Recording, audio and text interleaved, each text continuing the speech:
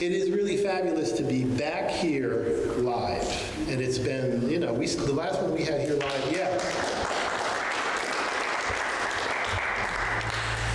The last one we did, I think, was February 2020, because the January event we were going to have here was when the Capitol was invaded.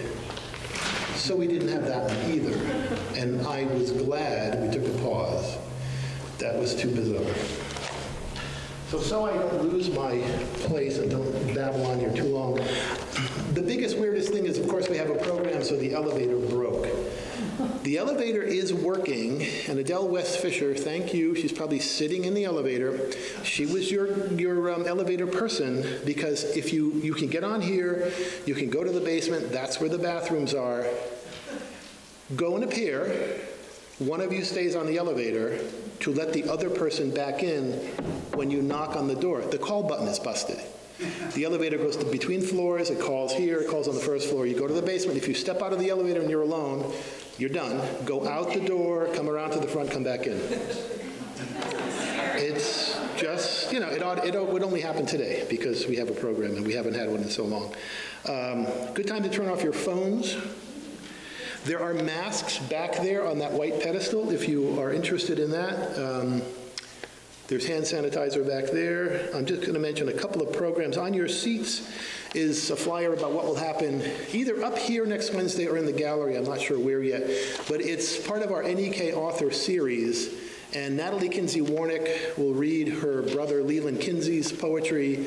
And Chris Braithwaite, who was the founder and editor of the Barton Chronicle, will read, and some of you will know these people, Daisy Dopp and Loudon, even though his name is spelled as Loudon, it's Loudon Young.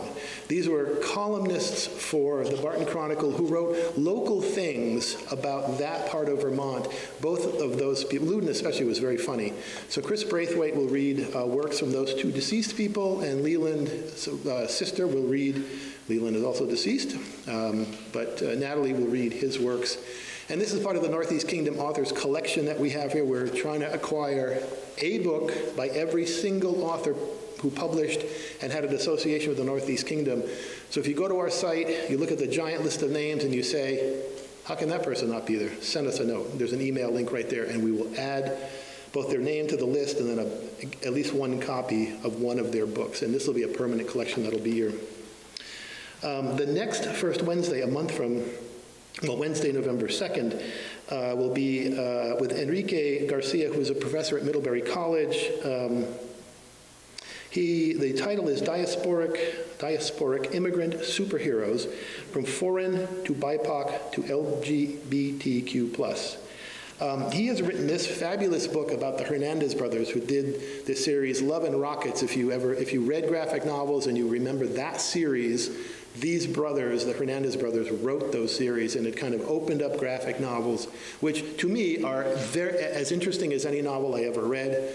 I really love them. You know, people have their own taste, but it's a beautiful medium for storytelling.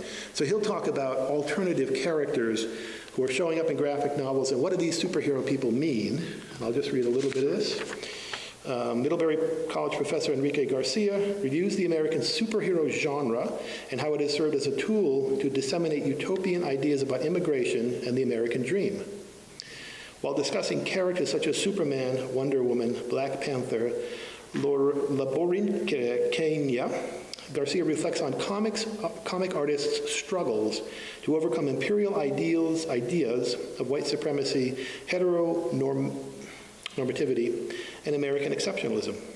So that should be a very interesting talk. It'll be up here. There will be slides of a lot of things, so that'll be a great talk. Check out his book if you're interested in getting a sneak peek about him. And now I am really pleased, and it's a special treat for us to have Vermont Humanities Executive Director Christopher Kaufman-Ilstrup, and he's going to say hello to you and welcome, and then introduce our speaker, Dr. Damian Costello. Thank you.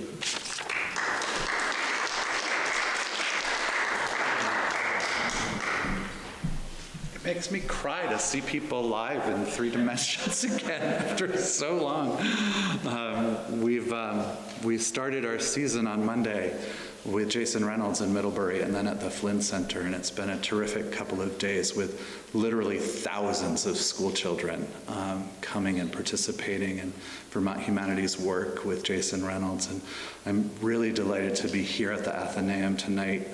Some of you know the Kingdom is a special place for me. I've spent a lot of time working here for the Vermont Community Foundation in past years, and I'm really glad to be with you. I also want to say that any talk about comic book superheroes, especially Black Panther, is one that I want to be at. And I know it might not feel, perhaps to some of you, like it's one you want to be at, but I urge you to give it a try, because he's really a very interesting speaker, and the ways that superhero culture is influencing American culture right now is really important. So again, my name is Christopher. I'm the director of Vermont Humanities. And before we get started tonight, I'm going to borrow something that we've learned from Middlebury College and from the Engaged Listening Project. We've been doing a project with them for a few years now, and it's a very simple thing that I want you to do. I want you to take just 1 minute to turn to your neighbor. Could be somebody you came with, could be somebody you didn't come with, and just respond to the following question with them. What foods are important in your family's tradition? Just take a moment to talk to your neighbor. What foods are important in your family's traditions?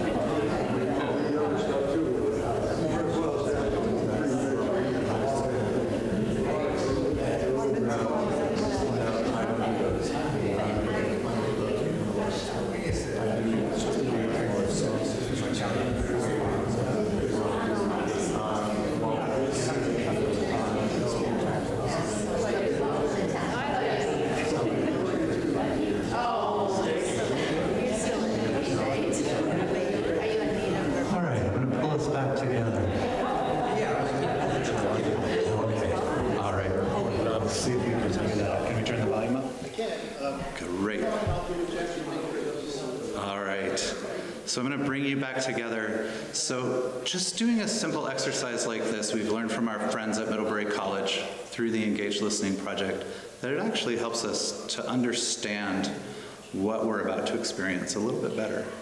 If we just talk to each other just a little bit beforehand. I'll come back and ask another question before the Q&A that you can talk to. So it's my pleasure to introduce Dr. Costello. He received his PhD in theological studies from the University of Dayton, and he specializes in the intersection of Catholic theology, Indigenous spiritual traditions, and colonial history. He is an international expert on the life and legacy of Nicholas Black Elk, and the author of Black Elk, Colonialism and Lakota Catholicism. Dr. Costello was born and raised in Vermont and serves as the Director of Postgraduate Studies at NATES, an Indigenous learning community. Welcome, Dr. Costello.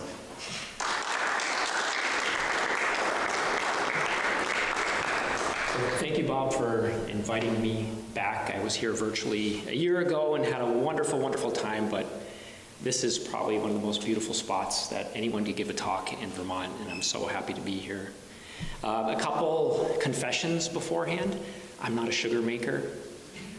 I've been around like hobbyists as a kid and visited sugar makers, but I'm not giving a talk as somebody from the inside, but somebody who grew up here, who has a deep attachment to Vermont and is struggling to be a part of cultivating a better future for all of us. And maple suddenly jumped out to me over the last couple years, and I'll get into that. And this is also, a lot of times we speakers, humanities speakers, have sort of our set, right? We come in, we give a talk, maybe we've done it 20, 30 times, and man, we've got it down. We can improvise, we can transition when we need to. This is a new talk for me. And it's bringing things together in different ways than I have before. And hopefully it'll challenge you and enrich you, but it may not be as fluid as I would like. So I'm thankful that you're giving me this opportunity to learn together, because this will teach me a lot by just talking about things that I've been learning. Well, I grew up in central Vermont in Graniteville. This was the view from my home growing up. Most beautiful sunsets. And my dad named it Maple Wind Hill. And the reason he did that, there's Camel's Hump there. You can see Camel's Hump and Mount Mansfield, just a beautiful spot, is because we had these huge old maple trees. And perhaps was part of a sugar bush. There was a sugar bush. This was land owned by Mr. McLeod. He had about, I think, 50 acres. And so I would say maybe a third of a mile away, back through the plantation pines, there was an old sugar bush. He did sugar there when I was a kid, and the trees were exactly the same. So I imagine at some point this was part of a sugar bush. And you can see the canopy here. We lost a number of them in the last 20 years. You can see, let's see if I have my pointer. Yeah, you can see how that's broken off there. The whole top just, it's still going. But those are our old trees behind our house. And so I grew up underneath them and have a very deep attachment to them. And this was a younger one in the front yard that the kids and I have tapped since then. We don't live there, but we go there quite often. And I grew up with this can. How many of you remember this? It wasn't very good for pouring. You got syrup all over the top there. But it was beautiful, and seeing it really just provokes a sort of visceral response for me. I grew up with maple, and I would say, as I left and was away, that was probably the thing I associated the most with Vermont, which is natural, right? We are the center of maple. I'm just trying to think back to what did I know about maple growing up? Well, I knew it was regional. That's the natural habitat of sugar maple. And I knew that Vermont was the center of it. This is a great quote, just came across, a few days ago. The huge magnifying glass that's centered right on Vermont. We're the epicenter of maple sugar making. And Vern Morse, he's a sugar maker in Montpelier.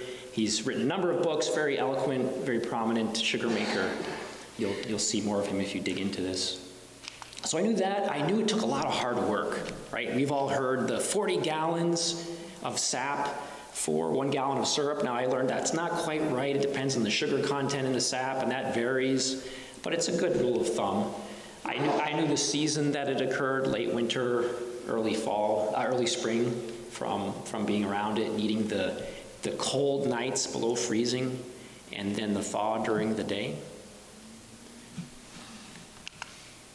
And I knew it was historic. I knew that it bridged one of the biggest divides in our society or in our history, the native switching to the colonial world, to the non-native world, that both communities participated in this, that it came from native peoples, Abenakis here, and that Yankee and French-Canadian settlers took that over. But over the last few years, I took sort of a journey of rediscovery of what maple syrup is and maybe what it could be, the potential it has to maybe help us lean into homemaking a bit better in Vermont and elsewhere. So I'm going to go through 3 things that I learned about maple syrup. The history and the contrast between cane sugar and maple syrup. Very big contrast, and it's very important. And really draws out, I think, the potential for maple. Go through some indigenous perspectives that I learned from living on the Navajo reservation and then through my work. And then finally, seeing maple as a medicine, which I'll explain later. Not medicine in our Western sense as a specific compound that's going to fix a specific disease, but a holistic sort of spiritual power from an indigenous perspective. Well, we all know the history of or the association of sugar, cane sugar, with slavery. And it really started with the conquest of the Americas.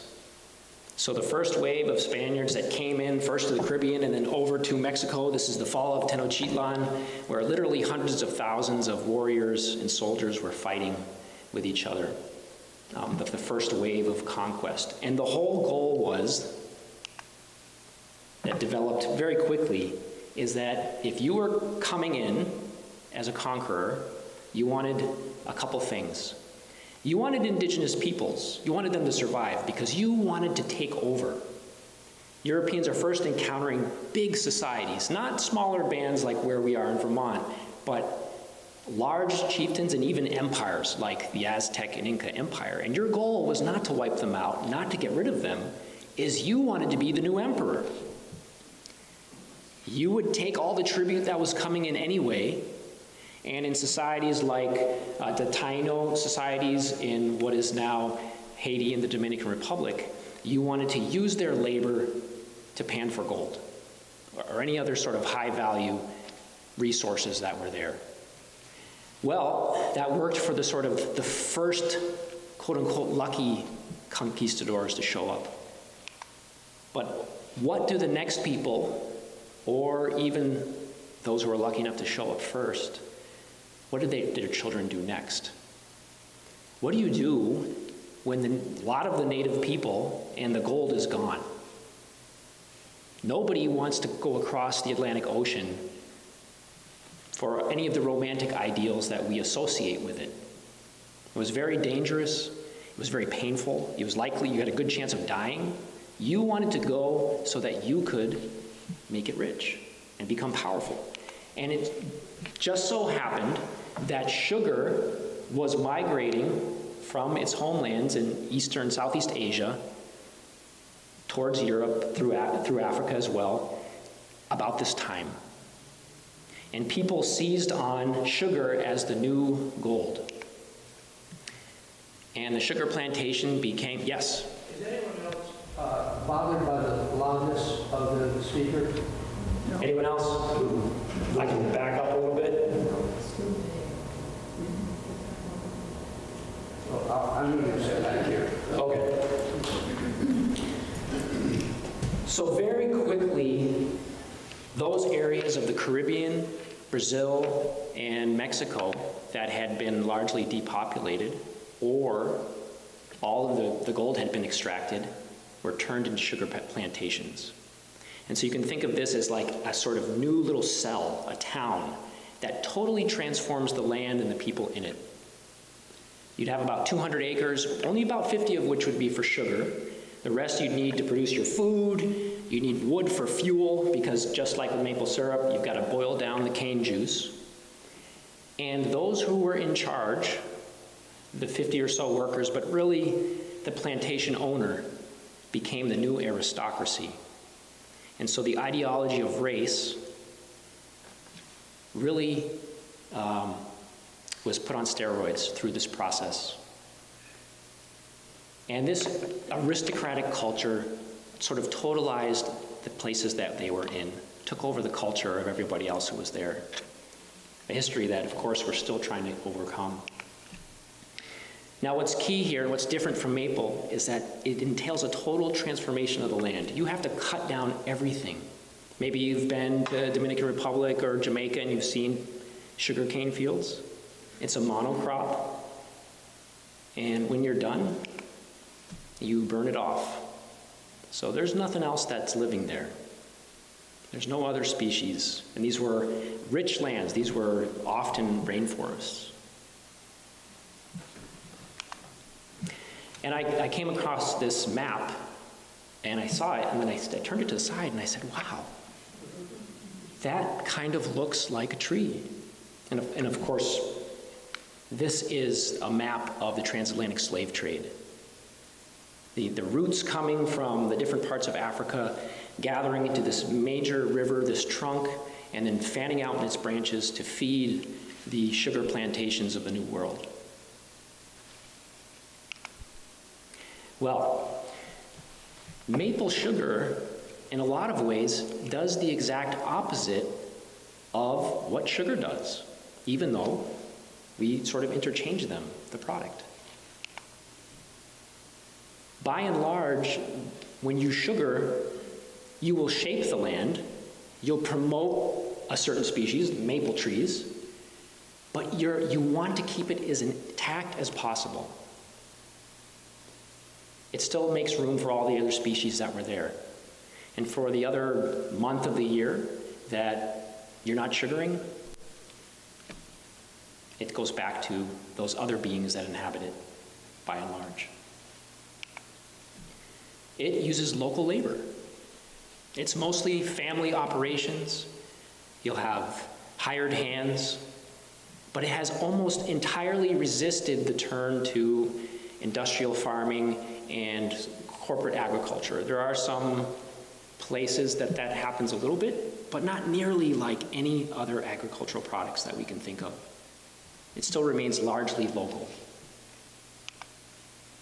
And this connection was made, Benjamin Rush, he was one of the founding fathers. I remember hearing about, I think he was the doctor who gave these sort of mega laxatives to the Lewis and Clark expedition that they are taking for every illness under the sun. It's quite remarkable. But he wrote an essay about the culture of maple tree and maple sugar and contrasted that and hoped to promote it to counter slavery, to promote abolition. And that connection was made in Vermont as well.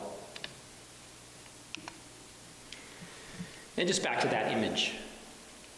The beautiful tree in its native habitat compared with the suffering of millions and millions and millions and millions of people. All right, the second sort of thing that helped me to see maple a little bit more deeply were a few indigenous perspectives. This is from a Navajo artist, maple tree, R.C. Gorman. He was called, now I forget which artist he was compared to. He was called the Navajo, and I'll remember it later, but a very prominent Navajo artist. My wife, through her work, she worked for the IHS as a physician, brought us out to the Navajo Nation. We lived in Shiprock, which is also in a couple slides, but also at Red Mesa, which is a little tiny crossroads below that mesa on the bottom left. Right near the Four Corners. If you went to the Four Corners, you probably drove through it on your way to the Grand Canyon. You'd see the RVs going by all the time. Beautiful spot. But a challenge for a young father, the stay-at-home dad with 2 young kids, trying to get them outdoors a little bit before the 100-degree weather started. The one thing I did, a couple things, but one of the things I was able to do was I was able to go to ceremony a lot. That was what I did when I could get out of the house. And encountered this idea of medicine, which I think we've probably all heard, right? If you've heard about Native peoples. And medicine in the Native context is, there's a number of plants, we've all encountered them. Maple is one of them, I think. But the example here is big sage. It is incredibly aromatic, very, very sharp, but in a beautiful way. Very incisive. When you smell it, your whole sort of being wakes up. And the way that Native peoples tend to understand this, it's different in each tradition, but that each medicine has a sort of defining essence that is not just an amalgamation of compounds or doesn't just have a physical effect, but is a spiritual power. And when you engage with that, that transforms you.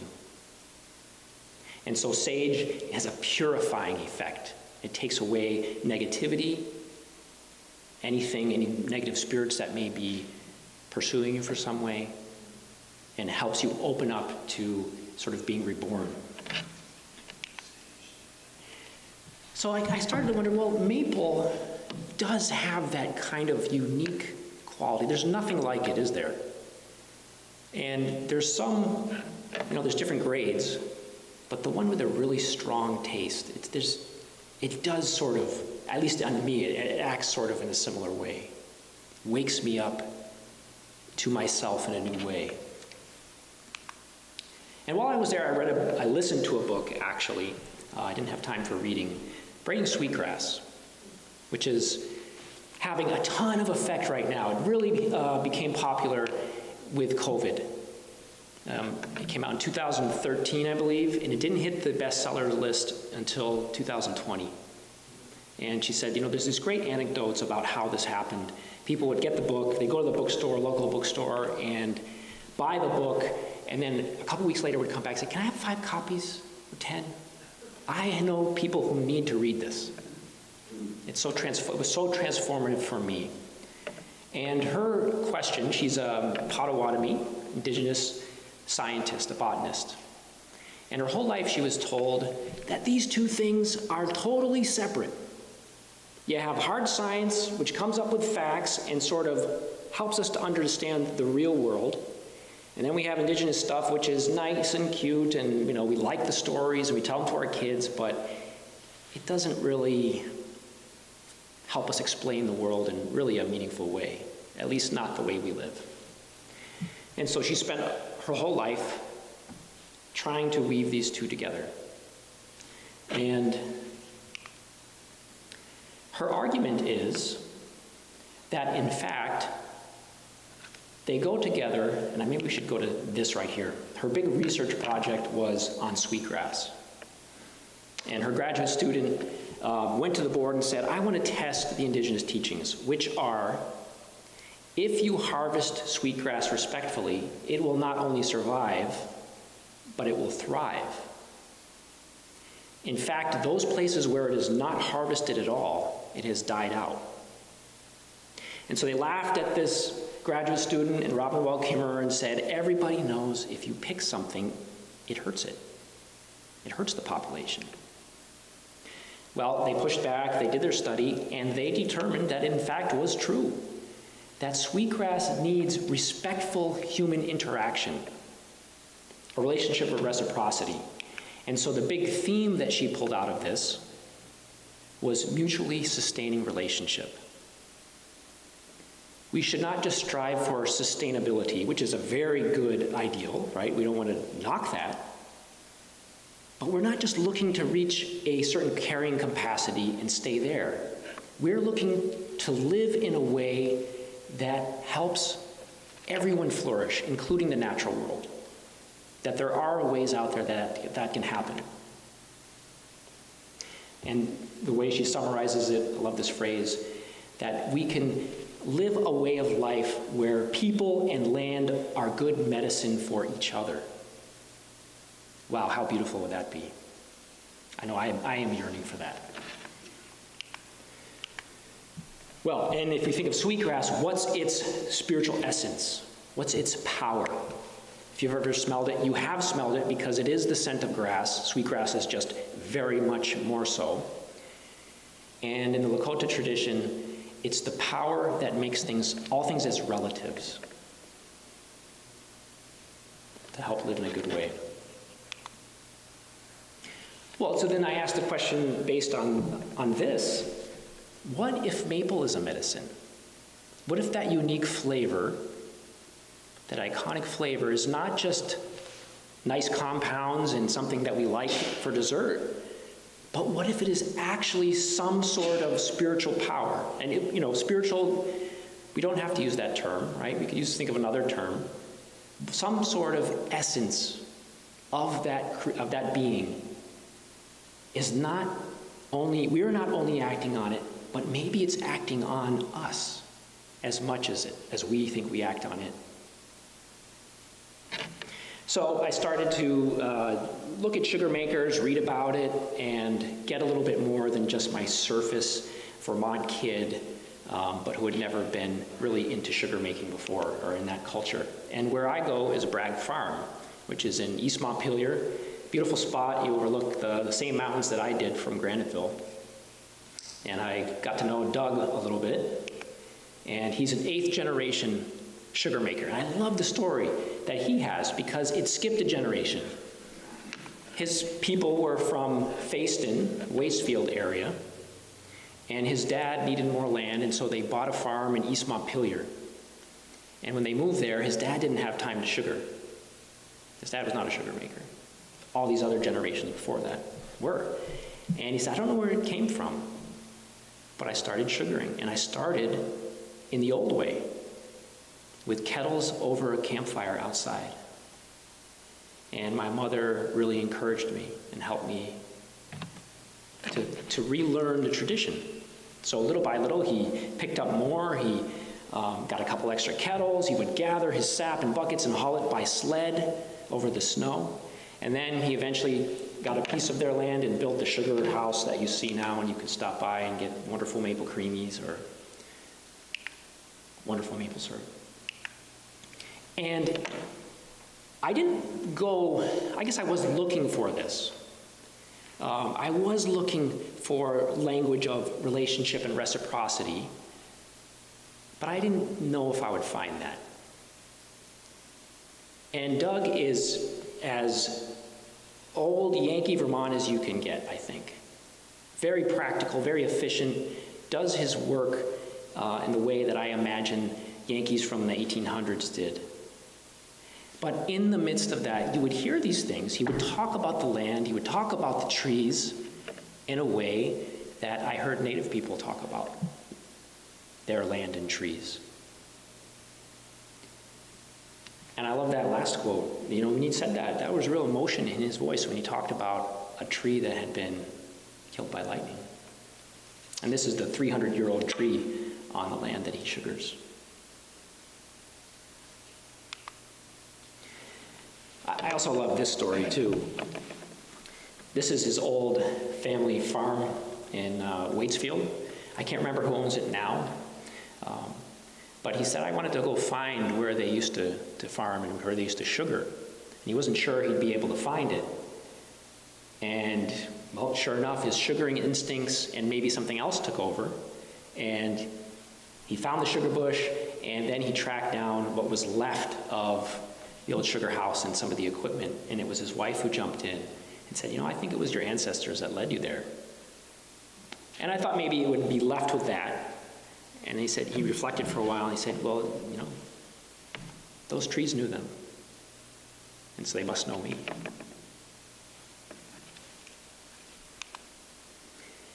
And like I said, this is Anna Bixby Bragg, and I think Arlo. I didn't put that in there. But there's a number of letters from them at the Vermont Historical Society because they shipped maple syrup to relatives in Illinois and other places as well, just like Doug does now, and Barb. So, but I just want to reemphasize that all of that relationality that I was looking for was within this very Yankee culture.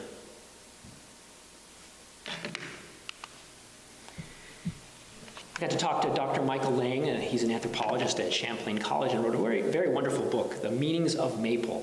And if you want to actually learn about maple sugaring and like all kinds of perspectives on how food theorists and cultural anthropologists look at maple, you can go to one of his Vermont Humanities Council talks. It's very good. But I shared with him, okay, so I'm thinking about this as medicine. And he was very affirming. I don't want to put words in his mouth about his conclusions. But he said from his experiences, talking with hundreds and hundreds of sugar makers, they all recognize that they are not just engaging in some sort of industrial or practical process, that they are entering, are a part of, a real part of a long lineage that spans centuries and that includes all of the land. To sugar well, you really have to know your land.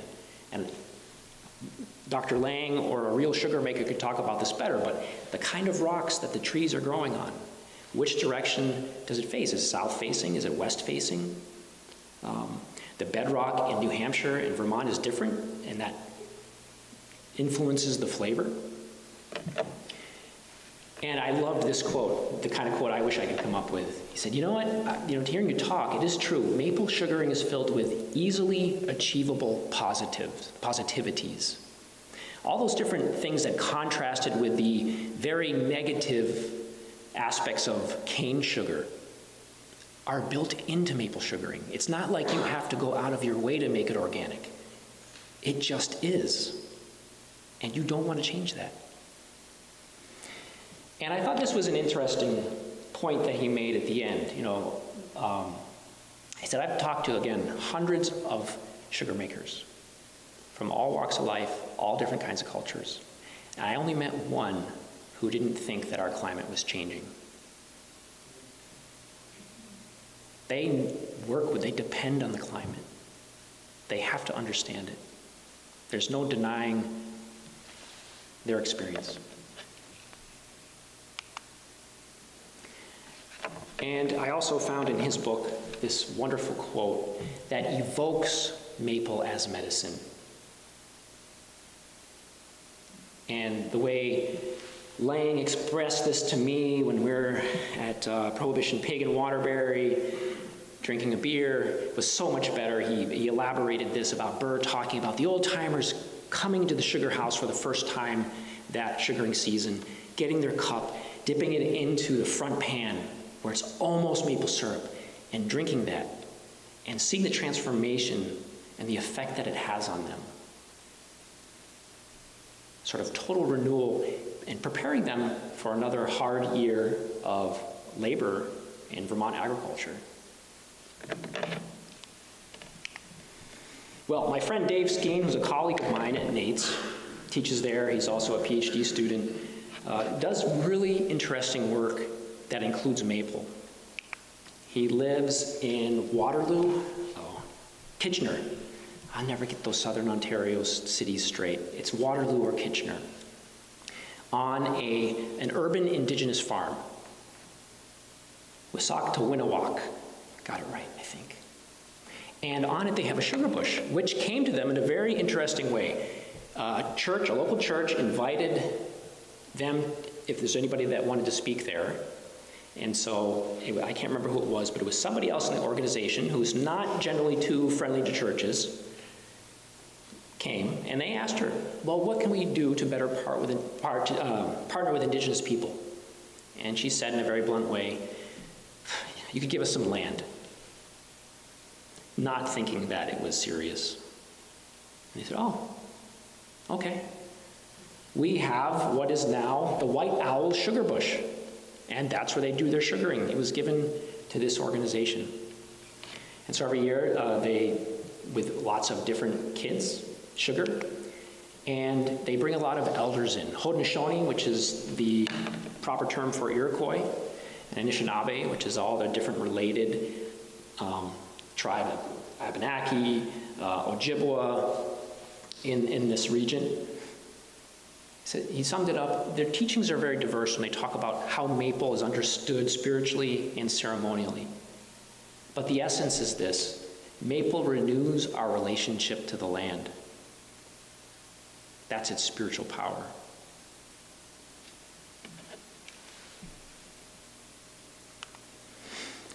So, that is sort of where I am with this journey of rediscovery. Very clearly, we can't deny maple shapes us, right? Some of that's a bit of exaggerated by marketing, maybe, but it is a huge part of what we do in Vermont and how we understand ourselves. And I think it helps us to shape the land relationally.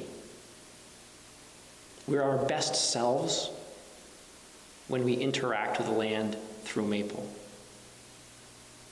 The land looks and feels the best. And my question coming out of this, and maybe for you to think about, is could this be shaped more?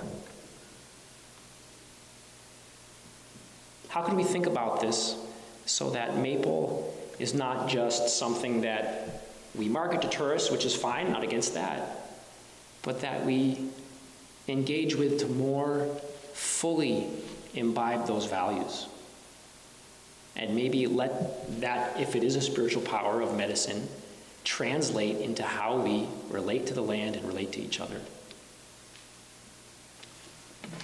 And this is my last one here. A lot of so Robert Wall Kimmerer, who we talked about, but also the people I work with, want to emphasize that Indigenous people are not locked in the past, right? I think sometimes people get confused or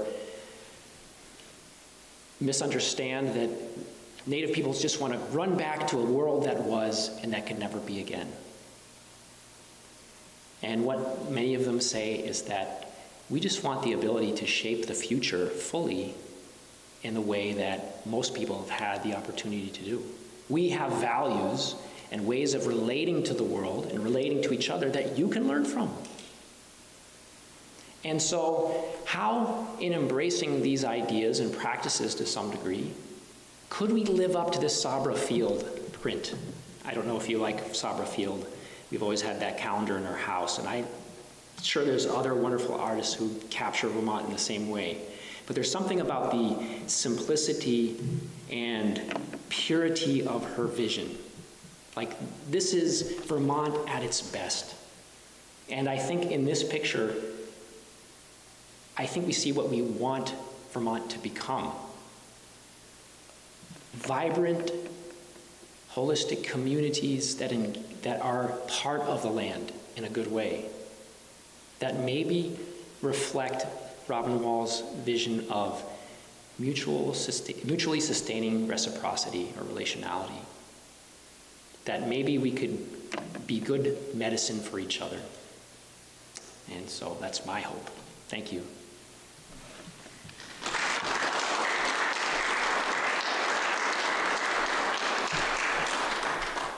Thank you so much. Just a couple of thoughts, and then I'm going to ask you to talk to each other again for a minute, and then we'll have questions and answers. I just want to note that we use braiding sweetgrass in many of our summer humanities camps with middle school students. And so these themes around learning from Indigenous communities and thinking about an Indigenous future are things that we are weaving through our work throughout the year in all kinds of programs. And we hope you'll consider learning some about some of the other programs that we do. I want you to take another minute before we get to Q&A to just turn to each other and think about that question of how sugaring can shape us. What is your relationship to sugaring or to maple syrup? Just for 1 minute. And then Dr. Costello will be back.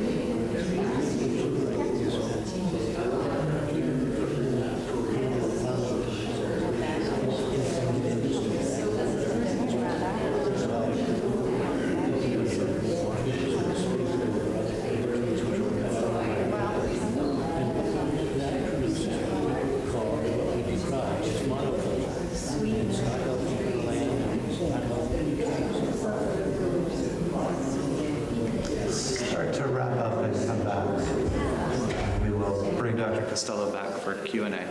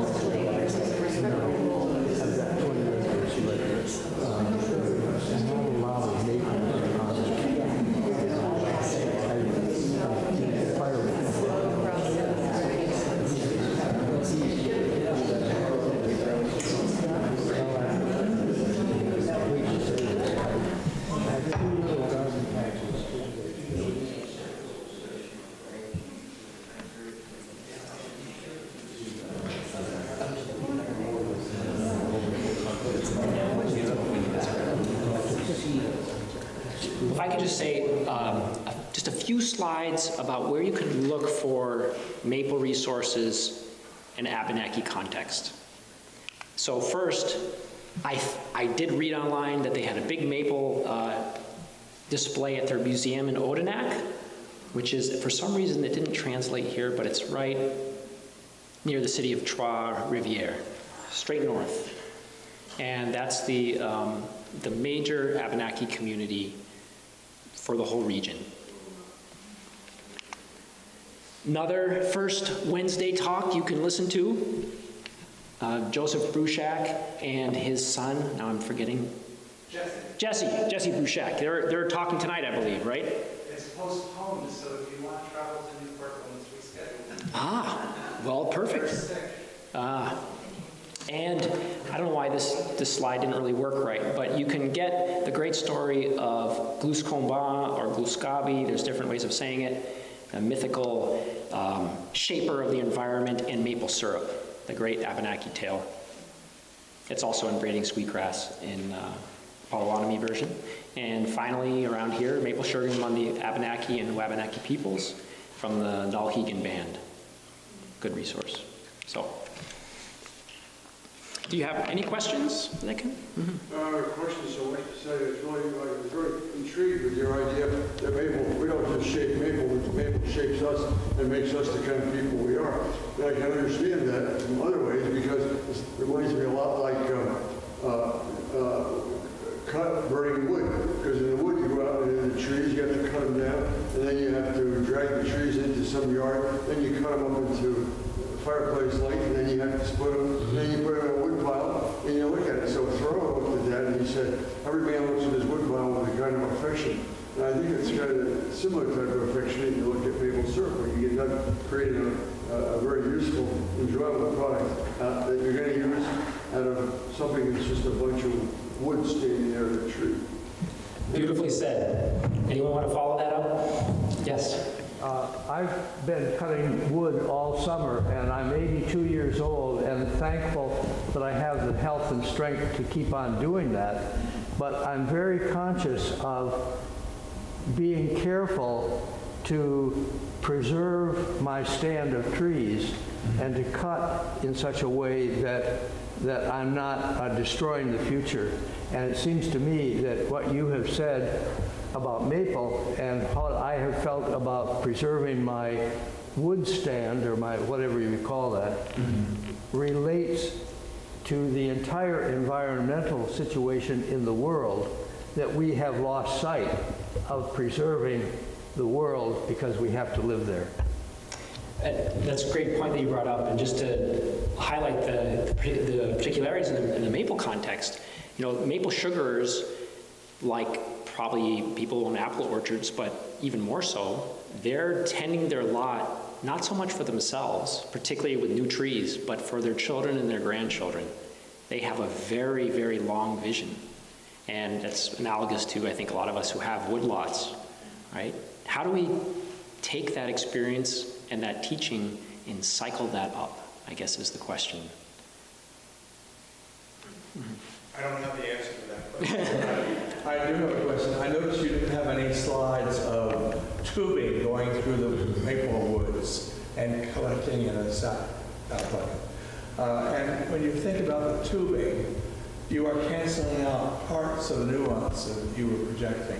The monoculture, the fact that the woods are therefore enriched for other uses, they aren't. Have you tried walking through a woodland that has piping all through it? Anyway, that takes a lot of the romance out of it. And I like romance, though. Tell me how wrong I am. You're not wrong. You know, one reason I like Doug so much is he does it the old way. He does it with buckets. And I, at the same time, won't tell people who sugar, right? It's hard work, and there's a reason people use tubing. And I've been sitting with that. I don't have a great answer for you, right? I will say, though, those trees are still there, and they're still respected in the proper way, but it's something to wrestle with. I don't have a good answer for you. Maybe by the time I do this 3 or 4 or 5 times, I would, but. Can I comment on that? Yeah. I think this is a really good point, and I just want to say that the Audubon Society over in Huntington actually has a whole project called Bird-Friendly Maple Syrup Certification. And the entire point of it is to encourage farmers and sugar makers to work in a way that is more sustainable and to avoid the monocropping of maple, right, which discourages bird habitat. Specifically, that's why Audubon is interested in it. So if folks are interested in learning more about that, the Audubon Society in Huntington has some really thoughtful stuff about what happens to a forest when it's tubed up. Thank you. I also happen to think, I like your comparison with sugar cane and the evils of parts of it, from slavery to hard work and decimating the land when it's done. I didn't frankly realize they burned it off every year. But it strikes me, unlike the sugar makery, which builds better character, and we could get our heat from fossil fuels, from gas and oil, but also you can get it from the wood stove that you help create yourself and work at. And that's why you look at your wood pile with this sort of affection. So I kind of like that relationship between the cane sugar and fossil fuels and sugar as a different way to approach the need for heat. And, you know, this is an economic choice we're making. Obviously, maple syrup is an expensive product, but, you know, you are making a choice for the land and the character of those who produce the product when you buy it. I think the other thing you probably know, I was going to tell you, but the second biggest tourist attraction in Vermont is supposed to be the Maple Museum right down the road. It's the second biggest after Shelburne Farms in Shelburne. Used to be. Oh. Anyone else? Last questions here before we wrap up. I have a thought about the economy of scale and the fact that with cane sugar you're providing a necessity, maybe a luxury for a lot of people. Whereas with maple sugar you never do that. So I think it's really not, I mean, yes, there are things about sugarcane and slavery and that aspect that I think we should just leave aside for a minute and talk about the quantity available for people. And I don't think there's a really good comparison there. I mean, it's just, there is no comparison because, for one thing, the maple tree does not grow everywhere. And nor does sugarcane for that matter. But when sugarcane grows, it grows prolifically. And therefore you have a cheap product which can be supplied to many people. I find it a very difficult comparison. I'm totally, focused on the Native American aspect of this. I think it's great, and your presentation was very good. But I think that to compare it with cane sugar operations is just, it's not valid at all. I guess it's certainly from a production perspective, right? You're absolutely right. You're never going to cycle maple syrup production up to the global sugar output.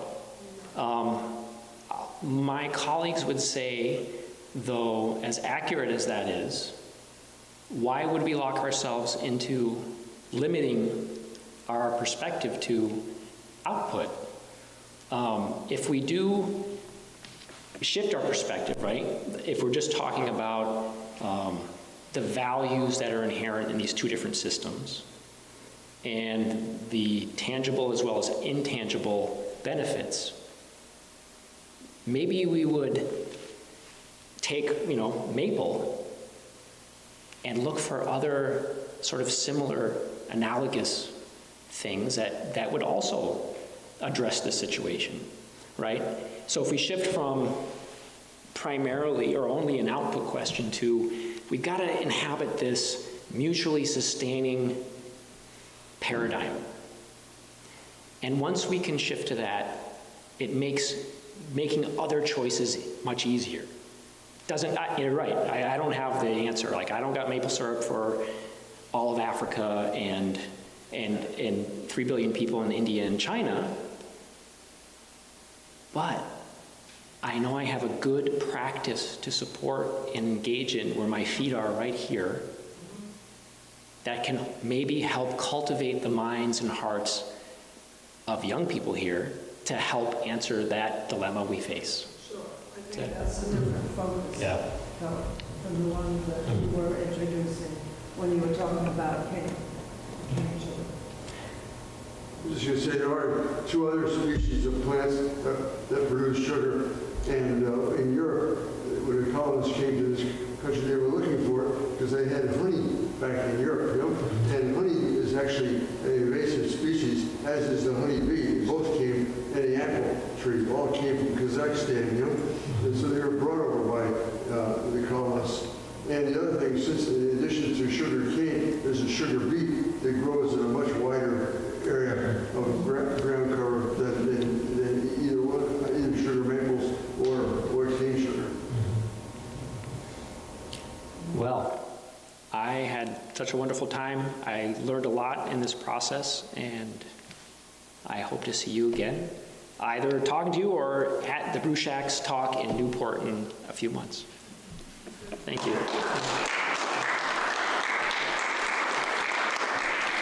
Thank you so much. I also want to say thank you to the Passumpsic Savings Bank for sponsoring tonight's event.